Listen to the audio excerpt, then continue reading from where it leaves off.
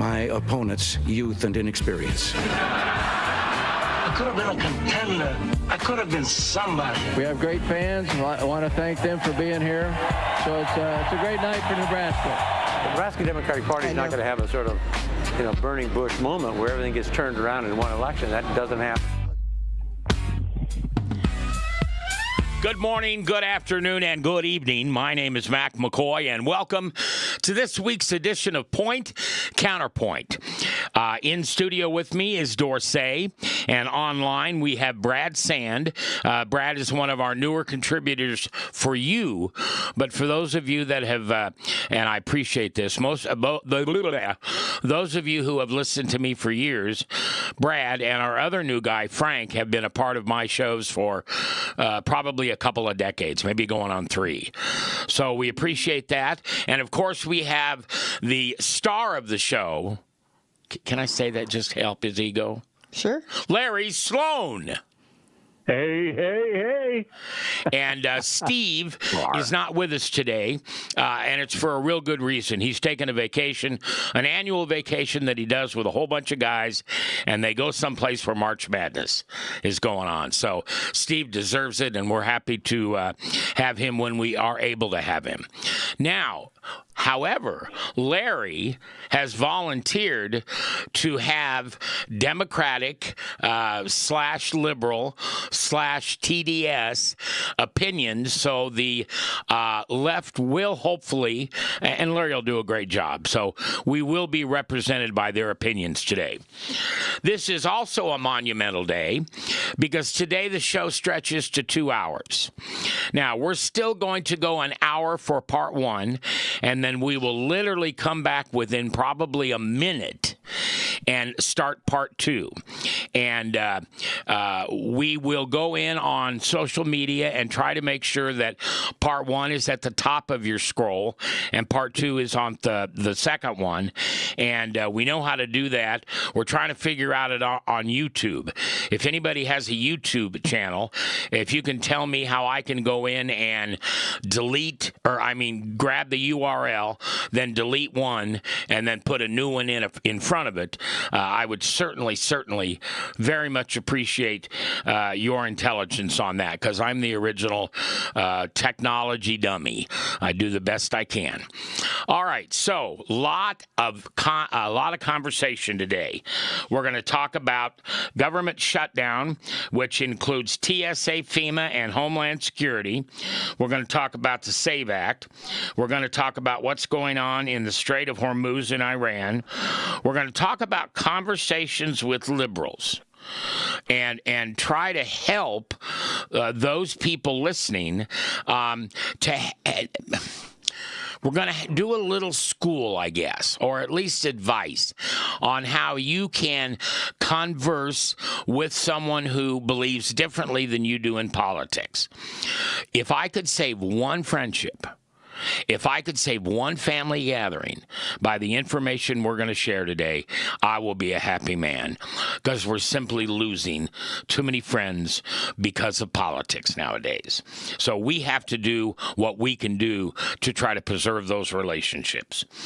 Also, we're going to talk about the fraud in California, a little bit about this New York City mayor, which is holy Toledo.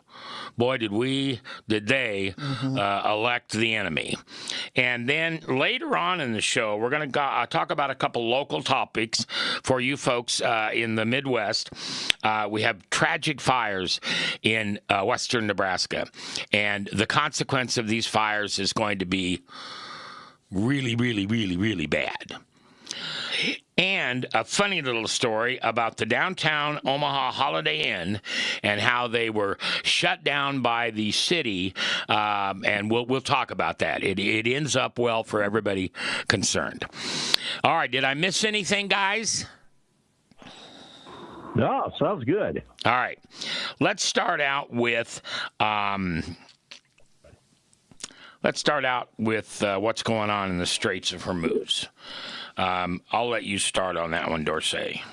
Okay, so the last thing I heard was that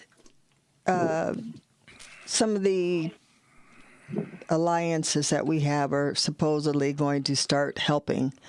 My debate this week with folks on the other side has been, Trump started this war, and now he's sinking, and now he wants help, and all this and all this and all this. And my response was, well, I'm good if you guys don't want to help, but I get to keep your oil. Yeah. Right? Yep. Why do I have to help you get your stuff and you're not going to help me? And it's not even a situation of where we need any help with anything. It's very difficult being the policeman of the world and doing everything exactly the way everybody feels it should be done, right? Yeah. And like I said, my attitude would have been vastly different than the majority of people on this show, because I'd have picked everybody up that I could identify as being a decent human being and nuke the rest of them and be done with it. So, Yeah. Well, but I know you can't do that. But that's, trying to do this surgically it's not going to be possible. And if it is possible, then people need to expect the fact that it's going to take longer. Yeah. Because you have to be more careful. Well, and I had a good conversation with someone who's opposite of me politically, and that's one friendship that has maintained itself. And he said, well, why didn't he give notice to these other countries that we were going to do this? And I said, well, then we wouldn't have taken out 47 of their leaders with initial bombing. Mm-hmm. That would have not been a wise move militarily, and now he's going back. And once again, Trump said something stupid. Oh, well, we don't need you guys. We can do it without you. Well, bad DJ. But now they're coming around and they're starting to help. But it's interesting that you say that. I wonder if we could get away with that. Get away with what? With saying, okay, then you're not getting oil. Oh, no, I got accused of being a pirate. Right? Can I get you a patch? And you go, aye, Captain. Yeah, I got accused of being a pirate. They pirate much? I'm like, well, I mean, I don't understand why the whole world seems to feel that we are supposed to take care of everything. And it goes right back to NATO, too, right? Yeah. Yeah. We're paying all this money. We're taking care of everybody's armies, and then people turn around and tell us we suck, and I'm over it. Larry, can you give us for a moment what you think the Democratic position on this would be? Well, I think that they don't want us being successful in anything.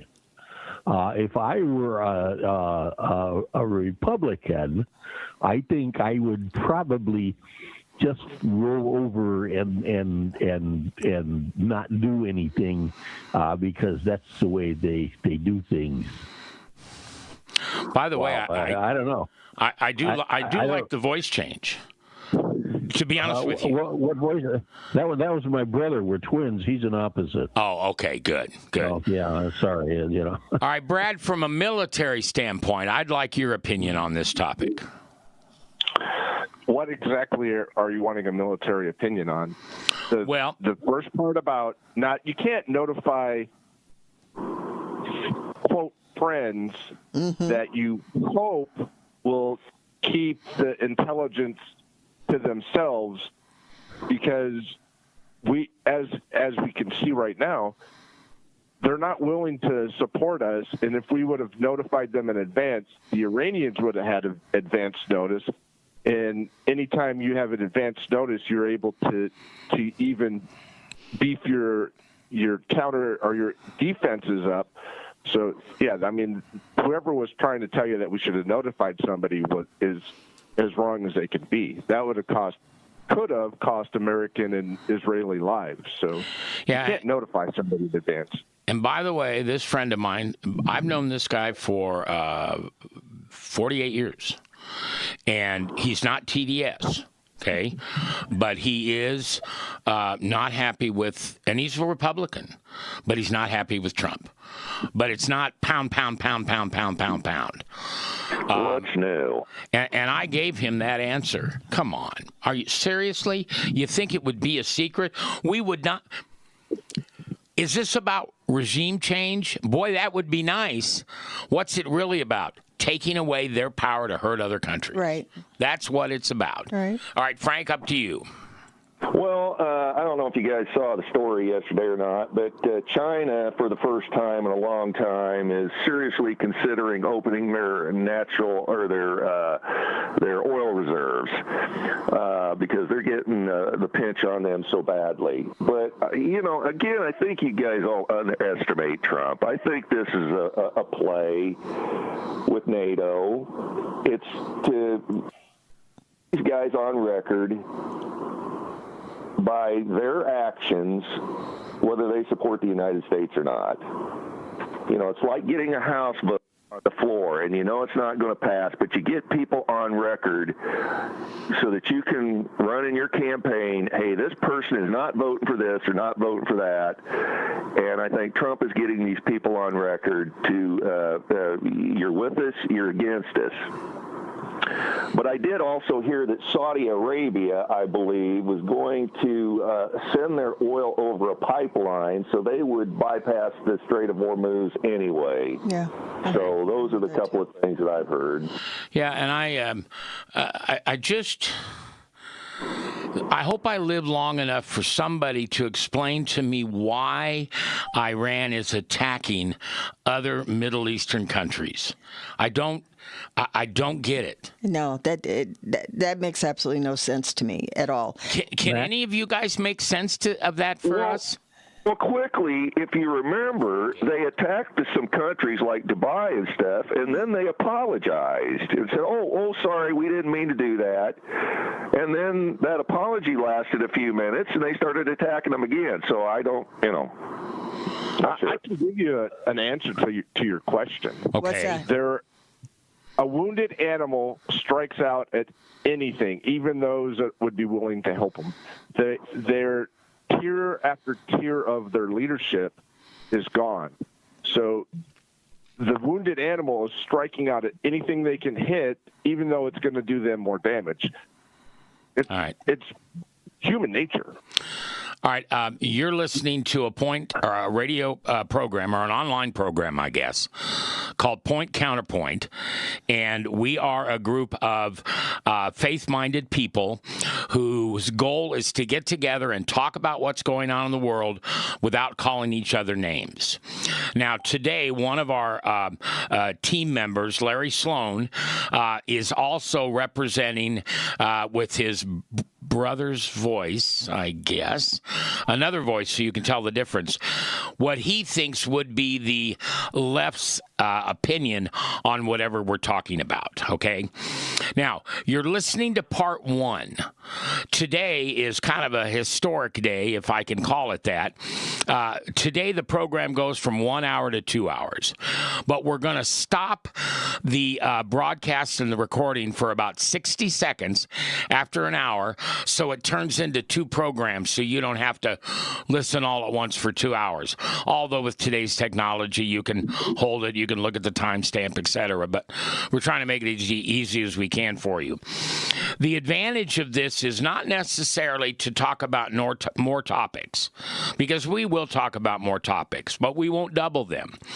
We have found that on this program, we have to cut the number of times we're allowed to give you some thoughts and our opinions because we had to be done in an hour. So you'll hear more of Brad, you'll hear more of Larry.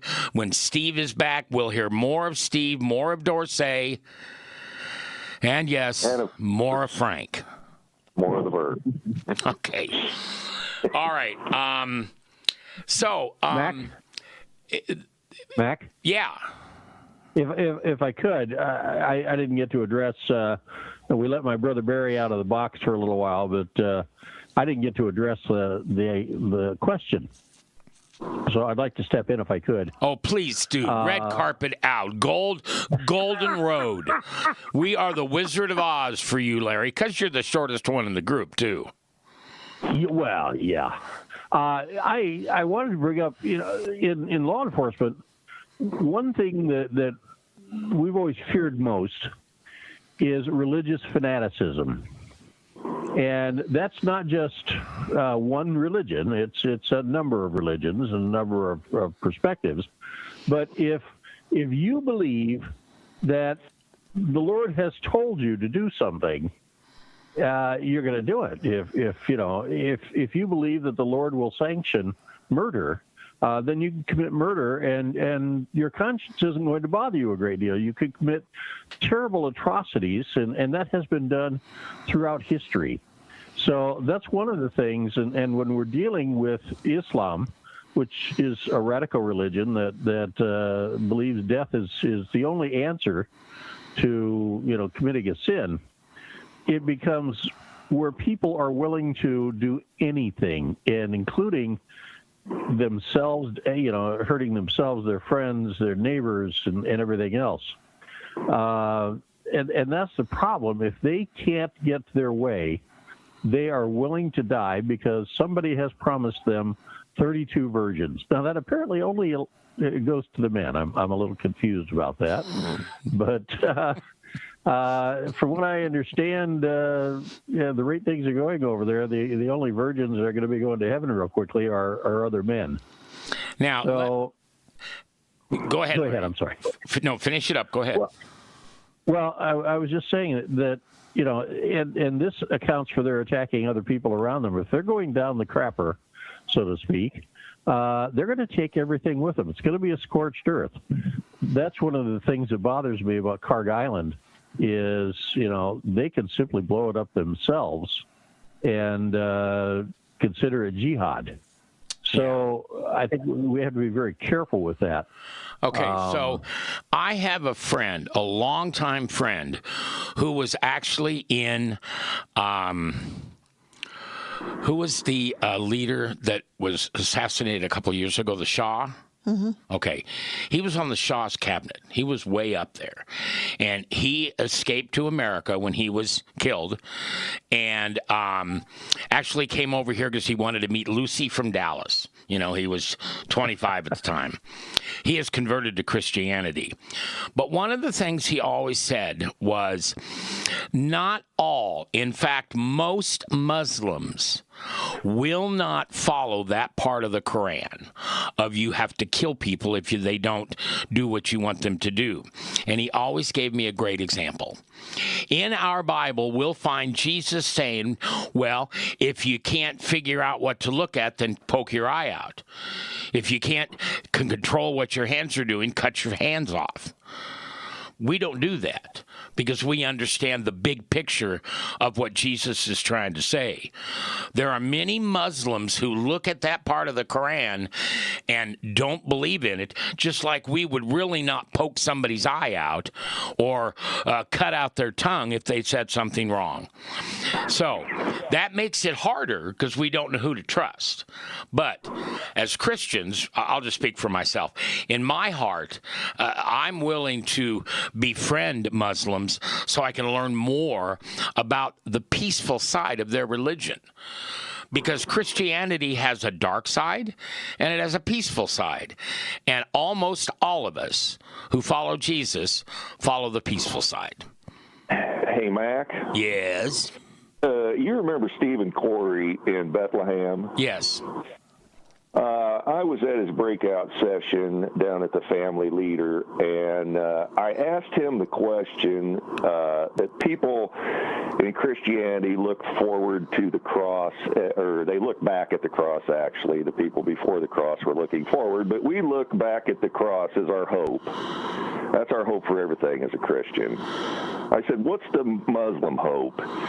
He said, well, it's a fatwa, I guess, I think is the term he used, is you kill people, and that's your ticket, that's your hope to paradise. But he threw in a caveat that was, well, and that all depends on what their last thought was before the suicide vest goes off. So technically, if some good-looking gal walks by and that person's last thought is a lustful thought, they might not get to paradise and get their 72 virgin Rosie O'Donnells. Oh, boy, you put that together and it changes everything, doesn't it? All right. Okay, so on the Strait of Hormuz. Now, Brad, I want you to think about this for a minute. This is 5 miles across? Isn't that what? Yeah, I just know it's very small. I don't really know. I think it's 5 miles across. I don't understand. On one side is our ally, Saudi Arabia. And on the other side is this little point, like a peninsula of Iran. I don't understand why we can't, and maybe this is a way too big of an idea, why we can't just protect that little peninsula that comes out of Iran by destroying anyone who shoots at ships in the Strait of Hormuz. And then ships can easily go through there. Now, am I thinking too simply on this, Brad? Is that militarily a lot more difficult than my little pea brain just thought of? Yes, and it is actually wider than you think. It's about 21 miles, I think 34 kilometers wide at its narrowest point. Okay. And at wider points is like 60 miles apart. And to damage a tanker, an unarmed vessel carrying oil, all you need to do is get one drone to hit with enough force to go through the first hull and breach the second hull. And then they're carrying oil and gas, natural gas, so they're basically floating bombs to begin with. And we took out mines, the Iranian mine ships, as early as we could, because mines just make that much more difficult. And trying to defend 21 miles, it sounds like a small area, but they literally can shoot artillery from that distance. So you have to be able to have a standoff distance. They do have drones and ballistic missiles. So yes, it's much more difficult than a civilian's going to initially try to think or see it as. Okay, let's think of this as a panel. And by the way, those of you who are listening, we don't have a powwow before this. So sometimes when I call on Brad or Larry or Dorsey or Frank to answer a question, they have no idea that I'm going to ask it because it just came into my head. All right, so the point is to get oil from point A to point B. And right now, Hormuz is the easiest. Why don't we come up with another way? There's got to be another way to get oil. Well, there is another way. Okay. The UAE, as I think either Frank or Brad mentioned earlier, are pipelining over on the other side, to the west side, is the Red Sea. And what they're doing is building a pipeline, from what I understand, over from their production facilities to start pushing oil through the Red Sea, which doesn't pass by Iran at all. So what you're saying is push oil and the tankers can fill up there. Yes. Okay. Yes. But most of it, because of the Strait of Hormuz, has access to several, to Iran, to Qatar, to Bahrain, Kuwait, even a little bit of Iraq. But the Red Sea doesn't push them by Oman and the UAE. So the UAE and Saudi Arabia are trying to push oil then from there over to the west to the Red Sea. Brad, is it militarily possible to, and I'm going to use the strong word, destroy Iran's ability to shoot at ships in the Strait of Hormuz? It's always possible. not likely, but it's possible. Okay. How determined of a military action are you willing to stand, and this American civilian public is willing to stand and allow? It can be done, but there's almost no way what you're asking could be done without a massive amount of troops on the ground, and I don't think we're ready for that. Okay, so it's boots on the ground. And do we also, Brad, have an issue that people like China and Russia will continue to give them arms?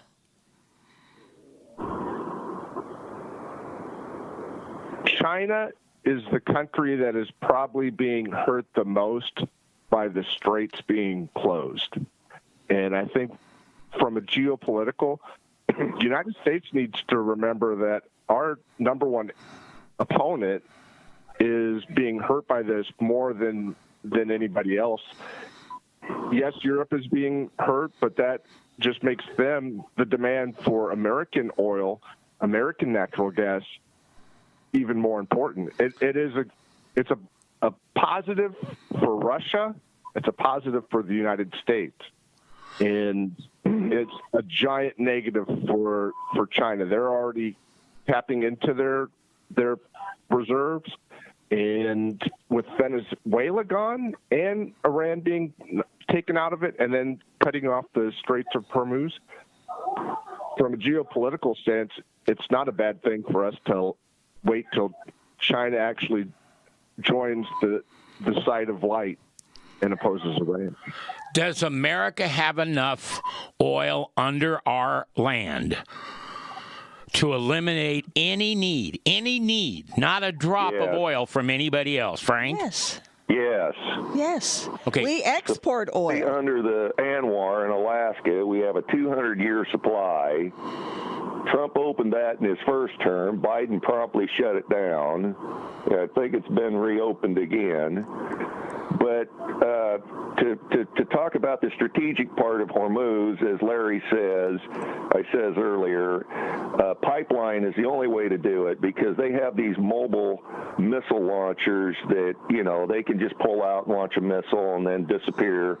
So unless you want to really, as Brad says, put boots on the ground and get into a armed conflict on the ground, that's not really possible. So I would just quit worrying about the strait and try to focus on pipeline and everything.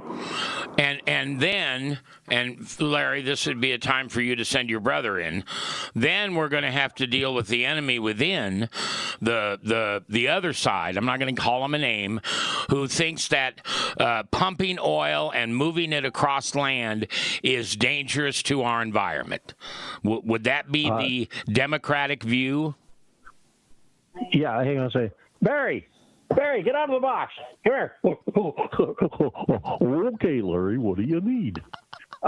Mac has a question. How do you guys feel about, maybe just doing everything pipelining over to a different area? Oh, well, that wouldn't be very fair. I'm not sure we'd have anything to complain about that, so we'd make something up. Okay, Barry, back in the box. No, come on, Barry, back in the box. Good, Barry. Okay, I think that's his point. Okay, Dorsey, you've been quietly sitting back and listening to this, the battle in the Strait of Hormuz with oil. What do you think we should do? She's giving me this look. I have to tell the truth. The lioness look. I have to tell the truth. Yeah. My vote is we pull everything out of there, let everybody starve, and we take care of ourselves.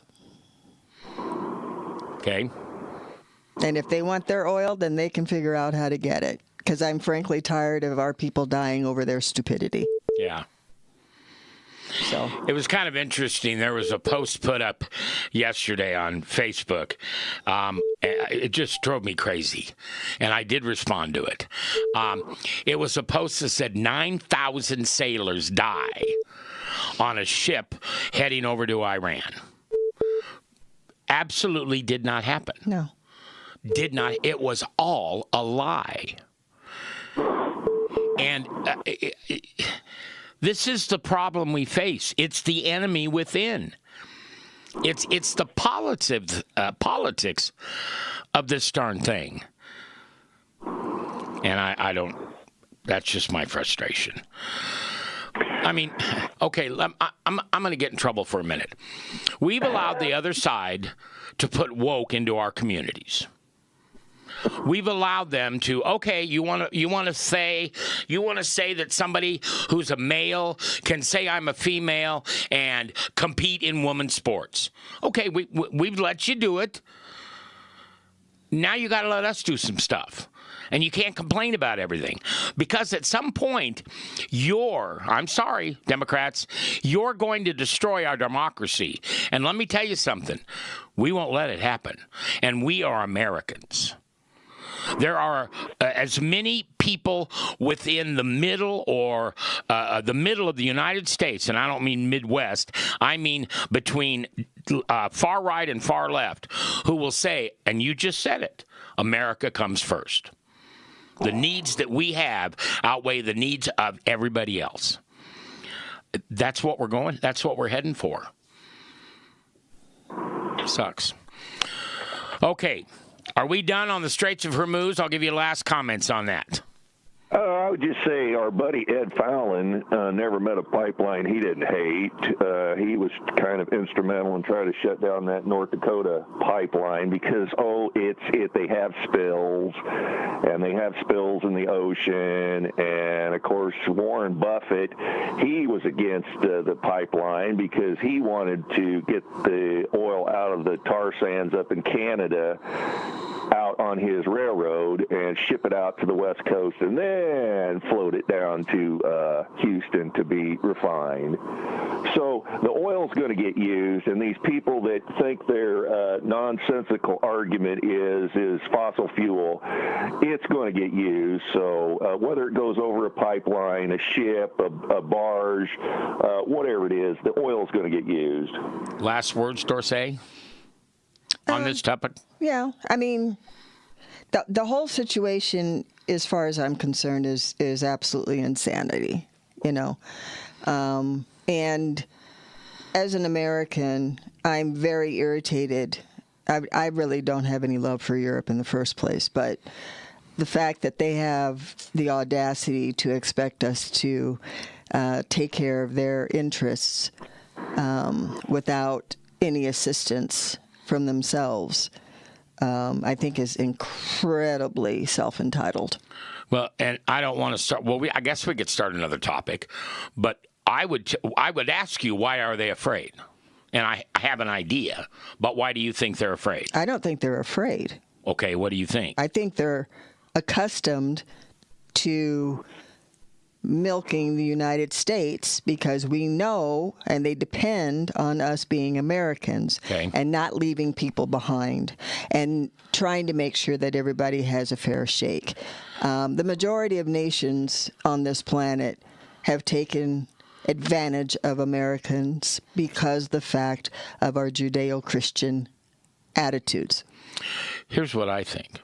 I think the Muslim population is so large in Europe that they're afraid that they'll just walk in and take over. You're absolutely right, Matt. Yeah, they have started. I mean, I guess the UK is a hot mess now. Yeah. Well,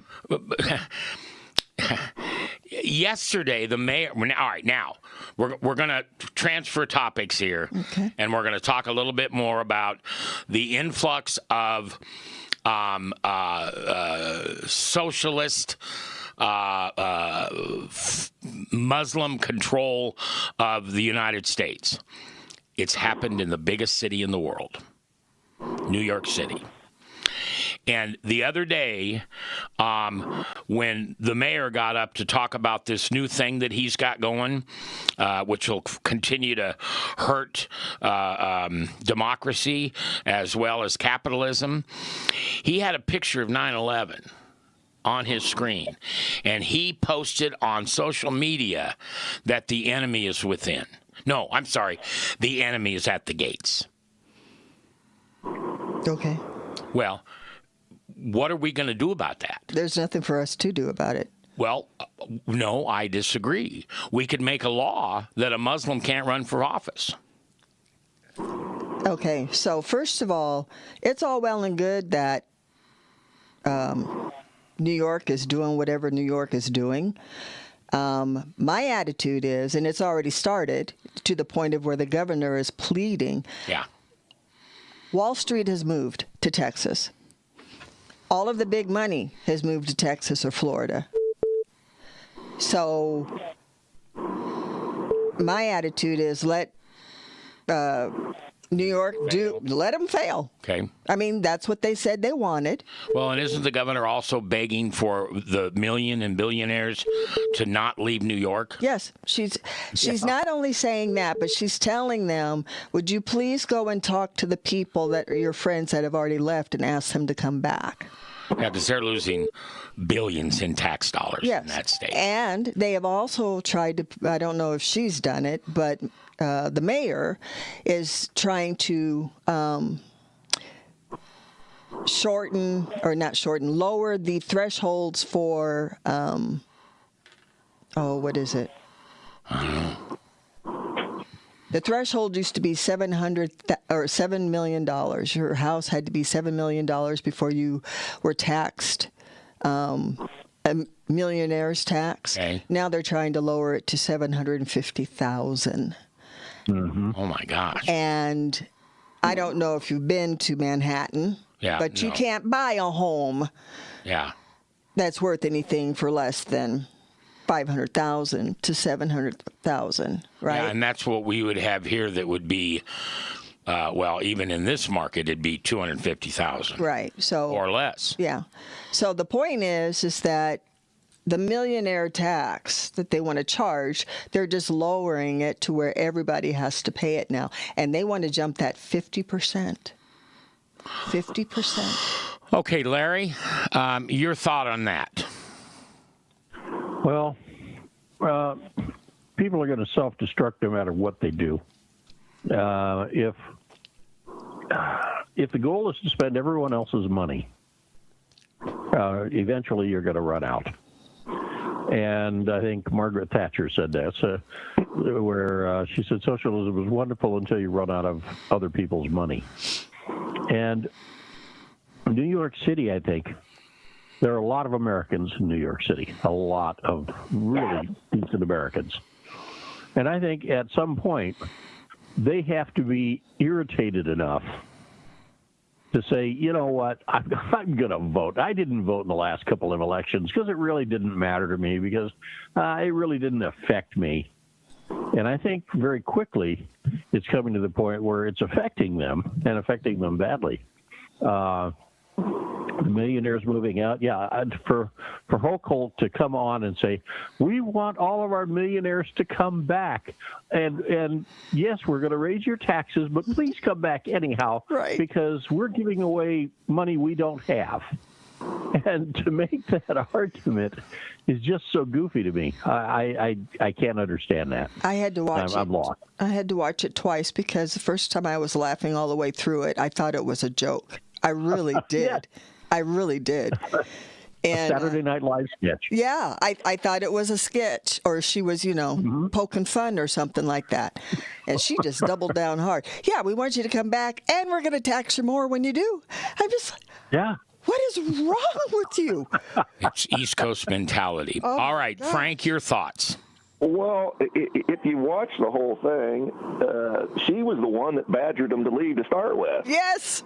We don't want your kind around here. If you're a Trump supporter or a MAGA supporter and you're white and you're Christian, get out of here. We don't need you. We don't want you anyway. Well, I don't think she expected the mass exodus that she started to get. And of course, New York is one of the largest Jewish communities around, and of course, the second largest is probably down in Miami, Florida. So, if you get some Jews that move out of New York, they're just going to settle down in Miami anyway. That's a natural spot for them. But she's talking about stuff like, well, cut her a check, not cut the state a check.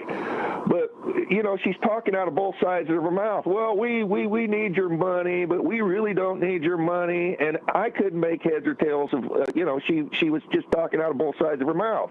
Well, we need you, but we really don't need you, but we need you to write us a check and just suck it up and, pay more to keep the system afloat here in New York. And it was a hot mess, as they say.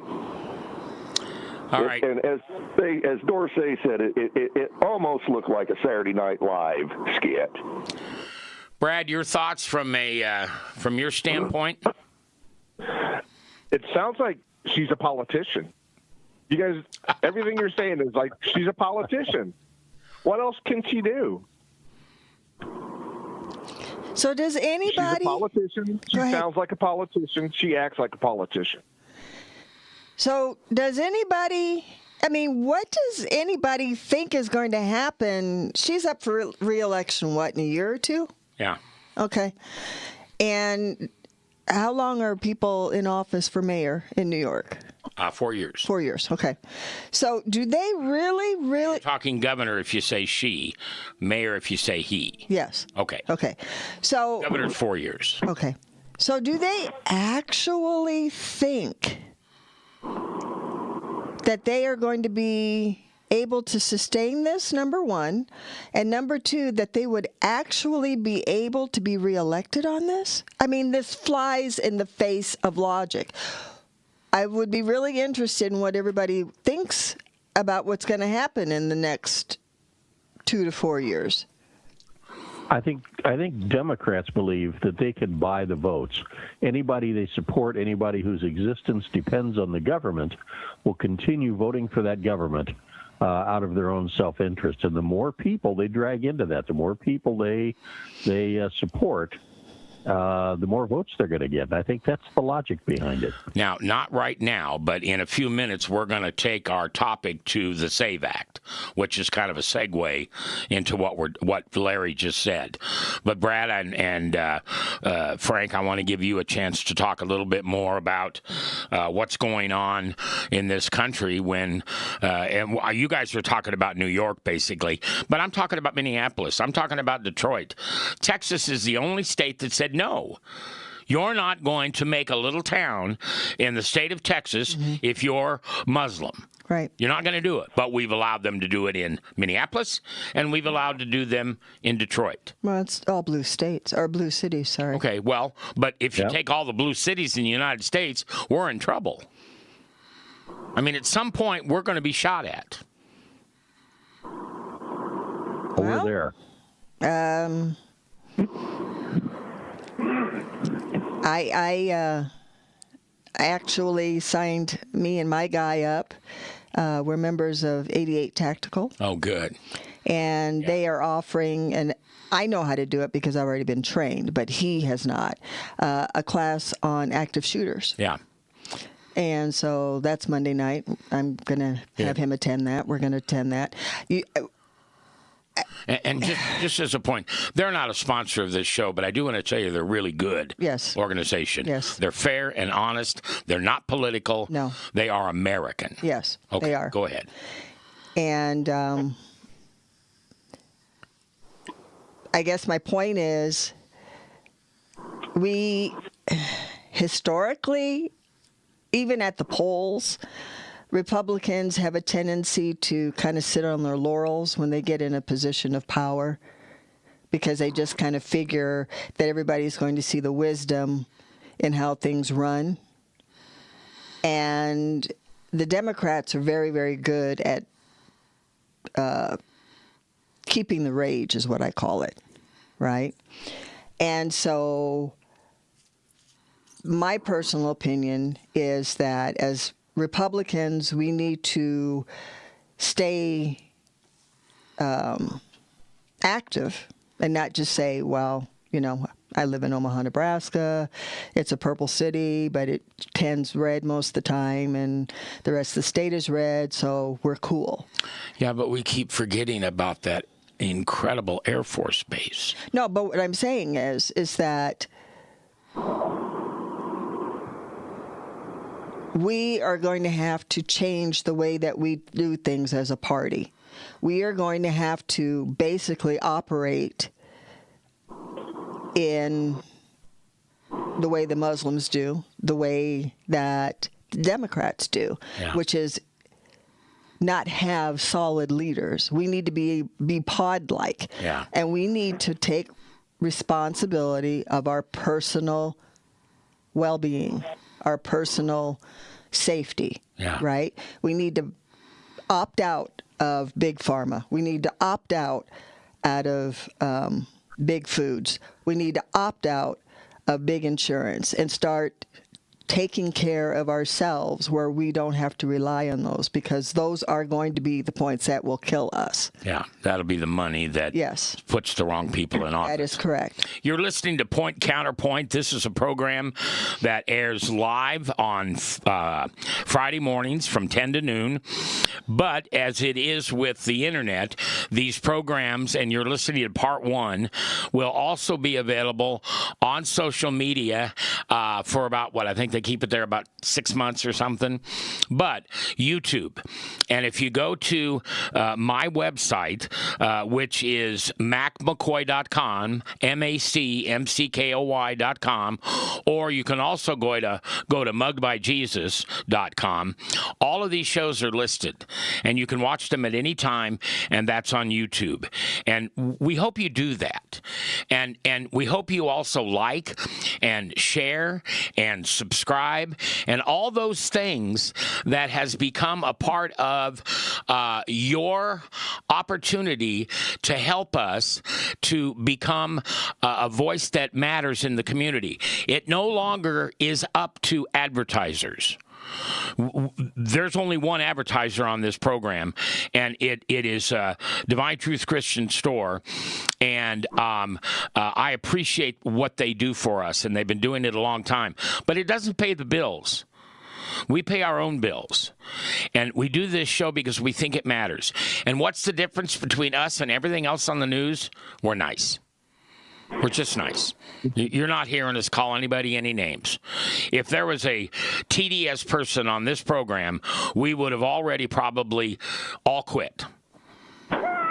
Because that's not what we want to deal with. We want to deal with honesty and what will help America better. Now, back to the voting.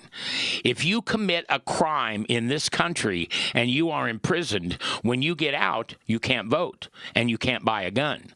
So we do have laws for your action or beliefs that you can't vote or own a gun.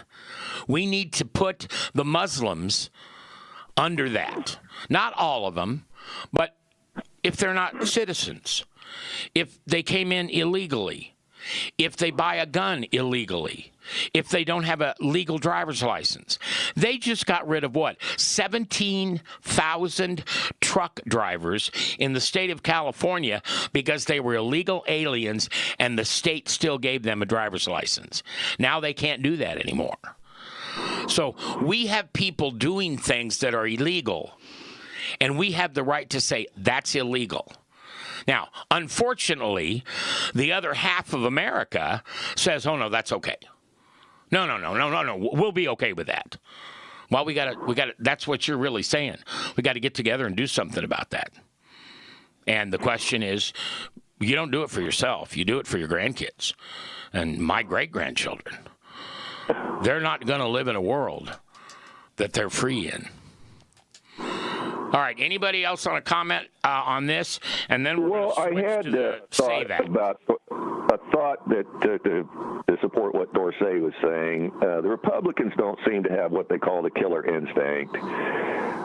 Trump showed these guys how to win. And Mitch McConnell despises Donald Trump, but Mitch McConnell was more interested in leaving an imprint on the court. That was his big thing. And when they held up Merrick Garland at the end of Biden's term, and they went into Trump's term, and when Ruth Bader Ginsburg retired, McConnell saw it as an opportunity to put another member on the court. I don't know how well it's worked out for us because it was Amy Coney Barrett. But McConnell got the idea, like Trump has tried to show him, you know, when you win, you get it done. Just win, baby, because if you don't, they're going to run all this stuff against you. So you better strike while the iron is hot. And McConnell followed suit, and they put Amy Coney Barrett on the court. And but as Dorsey says, the Republicans, for the most part, they just seem to think that playing nice is going to win the day. And Trump has kind of showed us that you gotta hit them, and you got to hit them hard. And if they hit you, hit them back double as hard as they hit you. And that's why Democrats hate him. Yeah. We're not playing by their rules anymore. Well, we're playing by their rules. Right. But I see. Yes. Right. We're playing by their rules. Yeah, they don't like the fact that we're doing what they do. Right. Larry, your thoughts, and you can have your brother in if you want, but your thoughts. Well, he's very sleeping right now, so I'm going to let him sleep. Very sleeping? Yeah, Barry's. Okay. Well, he's in his cage. Barry is sleeping. Yeah. I thought you said he was very sleeping. No, Barry is sleeping. When he gets in his cage, it kind of passes out. Cage. I think it has to do with the bottle we give him. So the idea of Islam is completely 100% incompatible with the United States Constitution. Correct. It's just not possible, because Islam, of course, is a religion acting as a government, or a government acting as a religion. We're not sure which. And that's one of the biggest problems with Islamic law, is it's all based on the religion being the law. So the Islamic faith, the Americanized Americanized Muslims seem like very decent people. Now, some would say that's an act until they get into control, but there's an old saying that Muslims complain about minority rights when they're in the minority, and ignore minority rights when they're in the majority. So that seems to be the problem, and we see that happening in Dearborn. We see it happening in New York now. Minneapolis. We see so many of these, Minneapolis. We see so many of these contradictions that there are people that want to give Muslims a fair chance. But as long as they keep living up to or down to the idea that, until they get into power, a few Muslims are wonderful in the community. They seem to be law-abiding. But the more they gather strength, at 20%, they become loud. At 40%, they start taking over. And that, I think, unfortunately, is living up to the standard that people think. So it's sad to see, and I hate to see that in any religion. But I would agree. I wish all of this could go away. But we have a country that has been sending terrorists out for almost 50 years, 47 years, and shouting death to America. And it's in their charter that they have to stop Israel from existing altogether, and America and such as well. So I don't see how there can be peace until one or the other, they or us, are controlled. All right. Brad, I'll get your opinion, and then we will move on to the SAVE Act. Actually, we're going to take our break and come back in 60 seconds when Brad and Frank have their opinions shared. Brad, you first. First, Mac, I want to correct you on something that you've said a couple times. We are not, and have never been, and hopefully never will be, a democracy. We are a republic. Right, I know that. I apologize. You're right. And for full disclosure, I am not a Democrat. I am not a Republican. I'm an independent, because both parties, in my mind, have turned their back on me. And that's fine. I'm happy to look at both of them. But one of the things that I say often is that the lesser evil is still evil. To me, if you look at both parties, they're more concerned about the party than they are concerned about our nation. And that's the problem that we continue to face, because I have nothing against any other religion until they start doing things and supporting things that are un-American and go against our republic. And we need the individual citizen to understand what it means to be part of a republic and standing up for their rights and the rights of others. And we don't see that, as the entire state of New York, and especially the city of New York City, have demonstrated time and time again. Because this year, the governor is up for re-election. And outside of New York, we're like, how could you re-elect this person? I am guessing they probably will, because they elected the mayor for the largest city in the nation, the center, one of the key centers in the world that should never be able to get out of the primaries. But he's the mayor. The one thing that I will give Mayor Mondani props for, he at least meets with President Trump. He's gone and seen him 2 times, where other people in that party oppose Trump, even when the smart thing for them to do is to go along and work with him. Well, and my 2 cents on that was the time I was very disappointed in Trump. He should have said, I met him, nice guy, absolutely shouldn't be running New York, and I'm not going to support what he does politically. Instead, Trump did his, he's a nice guy, and I really liked him stopping by. And anyway. All right, Frank, last word. I quickly address Larry's point. 70% of the Muslims that are coming to the country, when polled, support Sharia law. Yep. 30% don't. But in the Quran, it's okay to lie to the infidel. So is there really a moderate Muslim? I mean, you can load up you can fill up the United States like they did in Minneapolis with that Somalian community, and you don't find out what's going on until they get the bottle full of Somalians. Then they find out that they've stolen and fraudulently taken, $20 billion out of the country.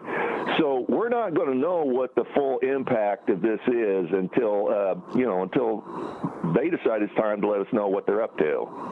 You know what's interesting about that, and then we're going to take our break. We will be back in 60 seconds, and the difference between the programs as you see them online will be, one will say part 1, that's the first hour, and then part 2 will be the second hour.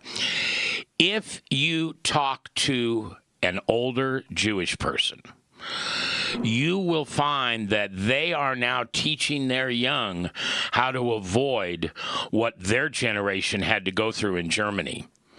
But we're not doing very well, because anti-Semitics is now part of the culture of America more than it's not. There are more people who think it's okay for the Germans to do what they did because they've been trained like Brad, you said earlier, like an animal. There is a series on TV called The Hunters. Stars Al Pacino. It's a little tough to watch, but it's about that generation of Jews that were in the camps. They have the numbers on their wrists. What they're doing now to the next, or not the next generation, the 1, 2, 3. If their generation was the first, it's the third generation. It's the 20-year-olds on what they need to do to protect the Jews from ever having to go through something like that again. And if you want to watch it, that's fine. All right, we appreciate you listening to Point Counterpoint. Historic day. We're stretching to 2 hours. We're going to pause for just a minute, and we literally, like they say on the radio, we'll be right back. I'm Mac McCoy for Dorsey and Larry and Brad and Frank. We thank you for watching and listening.